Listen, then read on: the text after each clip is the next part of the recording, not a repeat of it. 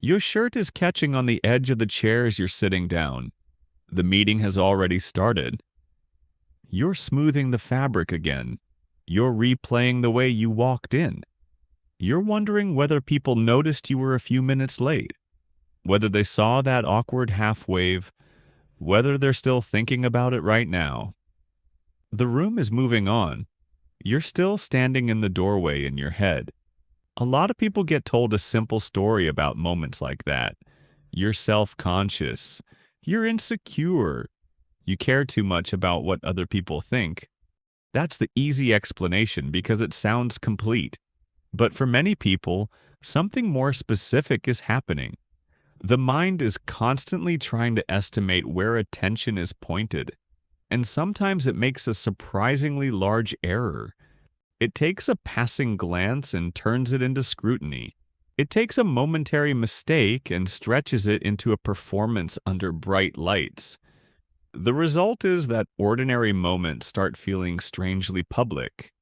A typo in an email, a stumble over a word, a joke that lands a little flat. None of these events are pleasant, yet the discomfort often comes less from what happened and more from the certainty that everyone noticed. That certainty can feel so convincing that it becomes part of the memory itself. For a lot of people, it started somewhere like this. You're 12 years old, carrying something into a classroom. Maybe it's a project. Maybe it's a presentation you've been thinking about all week. The room smells faintly of dry erase markers and paper. Chairs scrape against the floor. Someone laughs at something across the room, and even though it has nothing to do with you, part of you wonders if it does. Or maybe it wasn't school. Maybe it was a house where mistakes attracted attention quickly. A spilled drink became a story retold at dinner. A forgotten chore became evidence of carelessness. Nobody intended to create a lifelong habit, but you learned something useful. Attention mattered. Being noticed could have consequences. So you started monitoring yourself. You checked your words before they left your mouth. You reviewed moments after they happened. You became careful. That strategy made sense in the environment where it was learned. The interesting thing is that the strategy often survives long after the environment changes. There's a name for one version of this pattern. Around 2000, psychologists Thomas Gilovich and Kenneth Savitsky studied what they called the spotlight effect. Their research suggested that people consistently overestimate how much other people notice their appearance, mistakes, and behavior. In one well-known experiment, participants were asked to wear an embarrassing T-shirt and enter a room full of people. The wearers expected a large percentage of the room to notice the shirt. Far fewer people actually did. The finding wasn't that nobody notices us. People do notice things. The finding was that we are usually much less central in other people's attention than we imagine. And once you hear that, a lot of experiences begin to look different. The conversation you replayed for 3 days, the presentation slide with the typo, the moment you pronounced a word wrong. Research suggests that your estimate of how much mental space those events occupy in other people may be dramatically inflated, not because you're irrational, because you're using the only camera angle available to you. You experience your own life from the center seat. Every awkward pause echoes louder. Every mistake arrives in full detail. Every uncertainty is visible from the inside. Other people, meanwhile, are busy starring in their own lives. They're thinking about the thing they said, the email they forgot to send, the impression they think they're making.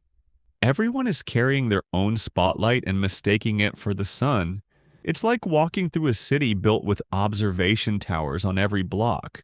From the ground, those towers make it seem as though someone must always be watching. Every wrong turn feels exposed. Every stumble feels recorded. The towers create a sense of visibility that changes how you move, which means they offer something valuable. They encourage awareness. They help you notice details. They can make you thoughtful about how your actions affect other people. But they also create a limitation because the towers don't reveal who's actually looking. They only create the feeling of being seen. And when that feeling becomes too convincing, you start navigating the city as though every street is crowded with observers when most people are simply trying to find their own way home. The architecture changes your behavior even when the streets are nearly empty. Now I want to be careful here, because this is where people sometimes oversimplify the lesson. The answer is not to stop caring what anyone thinks. Other people matter.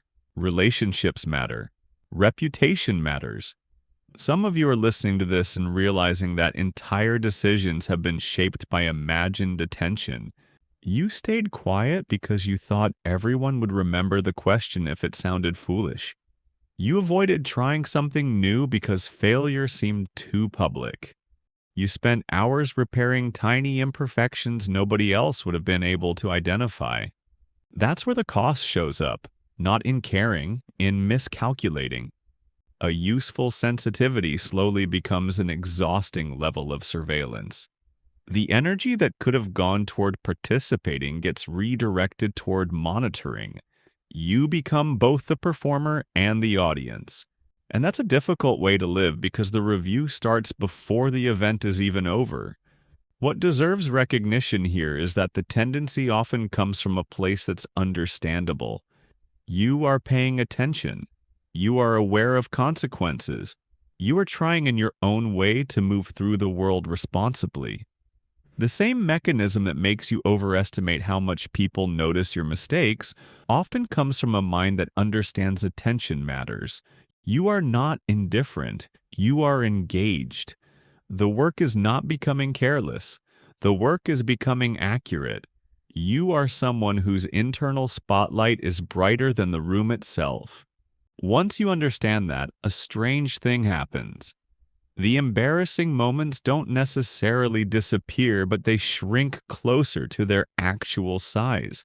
A small mistake becomes a small mistake again. An awkward sentence becomes a passing sentence. A moment stops becoming a monument. That's not lowering your standards, it's adjusting the lens.